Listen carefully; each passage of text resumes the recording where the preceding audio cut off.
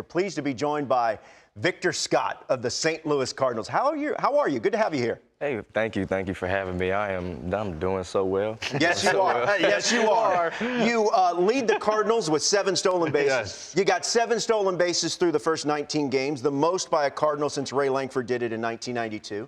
One of the teams that I used to like growing up in the 80s, watching in the 80s, was the St. Louis Cardinals because of all the speed. I'm sure you've heard about it. Yeah. Coleman, Willie McGee, Ozzie Smith, all stealing bases. What does speed do for you on the diamond? Yeah, I mean, speed is just a way to impact the game on multiple assets, multiple facets. I mean, you can bunt to get on, you can steal bases, put yourself in scoring position. I feel like it's just a really great way to help score runs. You've got 4 bunt hits. Yeah, we're going to get – I want them to teach. Yeah. That's hard to do. And not only – I've been saying it, you're not just looking for hits on the field. You're looking for hits on iTunes, on Spotify, in music.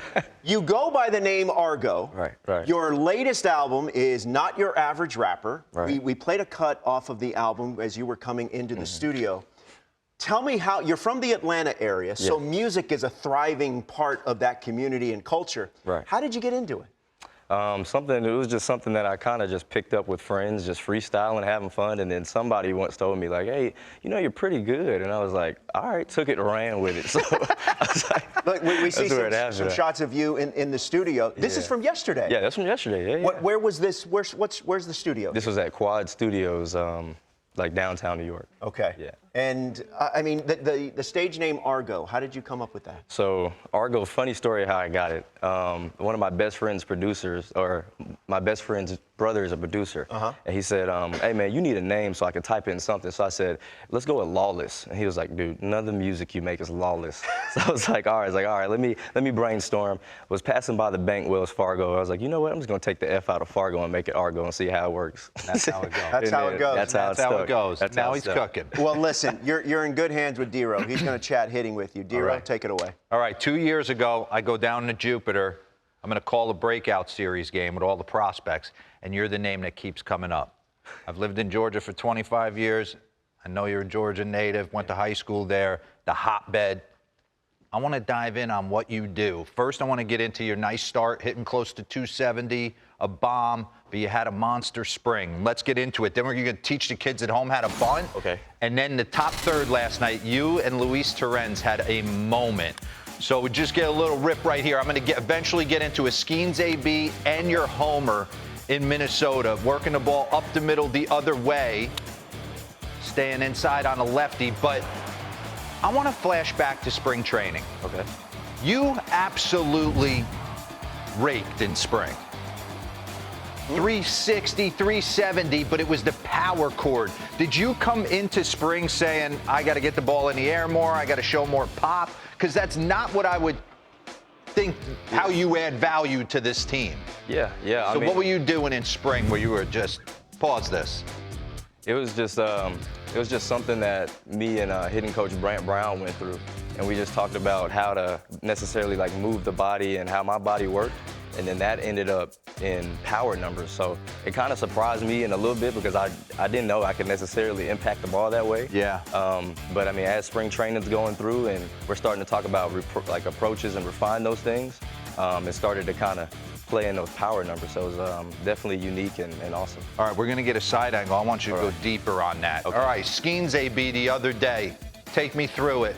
You coming off the heater at any point? You on the heater nonstop? I mean, that's a nasty split right there at 94. Yeah. You swing through a heater. Pause this. You're on gas. Yeah. You got to be on Skeens' heater. I mean, throws 98 to 102. So you got to be on that fastball up, and it has some really good movement.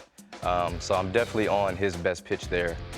With the splitter or splinker, try to leave that if it's out of the zone, but it's also a really good pitch.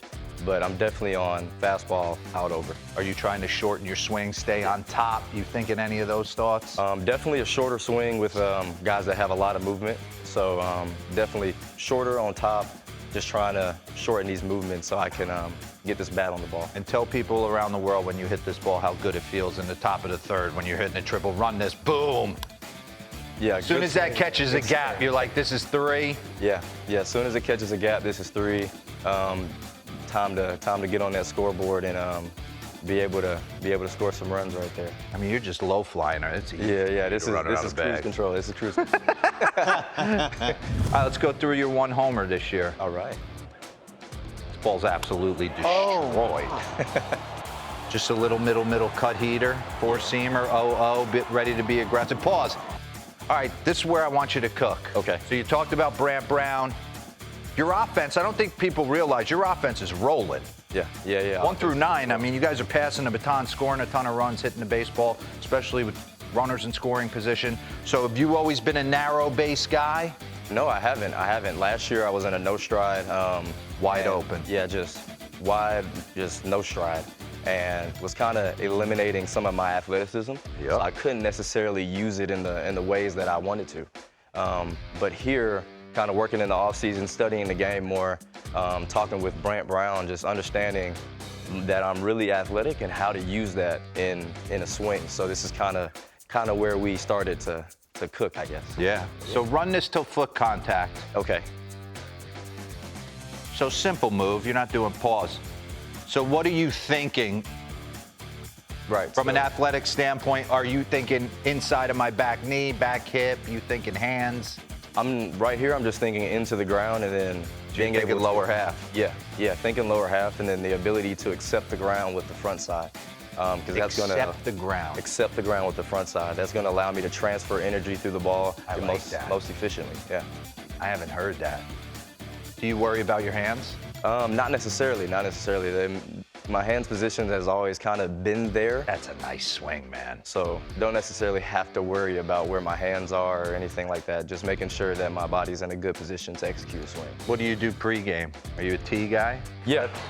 Tee guy, definitely. I start with knob hits. What? Yeah. So if I put the tee closer to me, and I just start with hitting the knob. You hit the ball with the knob. Yeah, Tony That's Gwynn. what Soto used to do. Yeah. So I saw Soto do it, and then Tony Gwynn said he leads with the knob.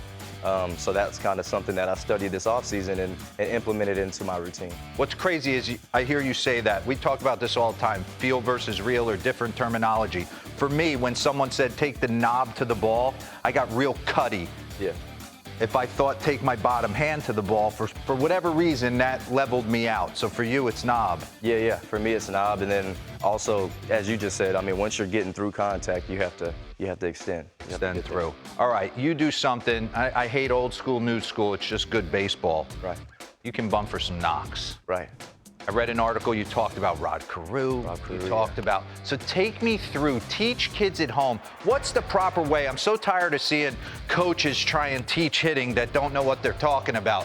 What are we trying to accomplish? Because I talk about it and I was giving myself up. I mean, I was almost presenting this back foot and I was trying to catch the ball. Right. I mean, that's a good cue. Catching the ball is a great cue. My first cue, I tell myself, is just to get the bunt down. Get the bunt down with good angle and then run first. I feel like a lot of times hitters or young, old, doesn't matter, but we tend to leave our eyes as soon as we start to get up the line. Yeah. And we don't necessarily get the bunt down first. So that's kind of like the first thing I tell myself, get this bunt down and then we can run. And how far back does that third baseman have to be for where you're like, are you always looking at it? Yeah, I mean, it's always, definitely always have to look at it. It's a part of my game, so I got to be able to execute it when the situation comes. Okay. Keep me going right here.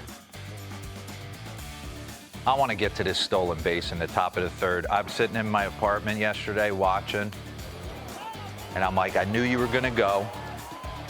Terens is having a great start to the year. He's got an absolute cannon behind home plate. This is just, by the way, I thought this ball was foul. Hey, Watch this.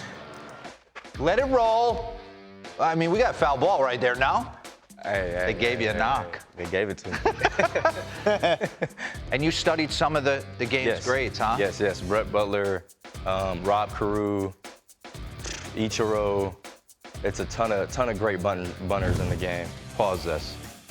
All right, so you know you're going. You have. I wasn't a base stealer. It was at no part. I never had a first base coach go, hey, he's 1-6 to the, like, I wasn't in my game. Right. So they're telling you get on first base. Is Griffin Canning a guy who gets to home plate quick? Yeah, he does. He does. Last night he was in the 1-2s range, but I had a tail on him. Okay, you got a tail on him. Watch how clean the Mets catcher gets rid of this, and he's still safe. Boom, boom. Perfect throw, perfect tag by Lindor. I thought he was out, and you're sitting there I go, he's safe. Because you would have come off the bag if you knew you were out. Yeah. And you're standing right there looking in at Ollie Marmol like you're challenging this, right? Mm-hmm. Did Lindor say anything to you after that? No, he didn't say anything. I mean, you had to know this, right? Sprint speed leaders. Yeah. Bobby Witt, Bucks, you. These Pete guys Crow. are moving. These guys are moving. These are game changers. Yeah, no doubt about it. It's fun to watch, man. It's happening for you. You can see it, you know? You're coming up, get a chance to play every day, impact the game at big time level, pop, bunts, all of it. D. Now you got to take on Yeah. Hey, by the way, D-Row, they told me you had 23 stolen bases across 16 big league seasons. There you go. That's 2 a year, maybe. There you go. Light. There you go. Hey, Victor, you're not done with us.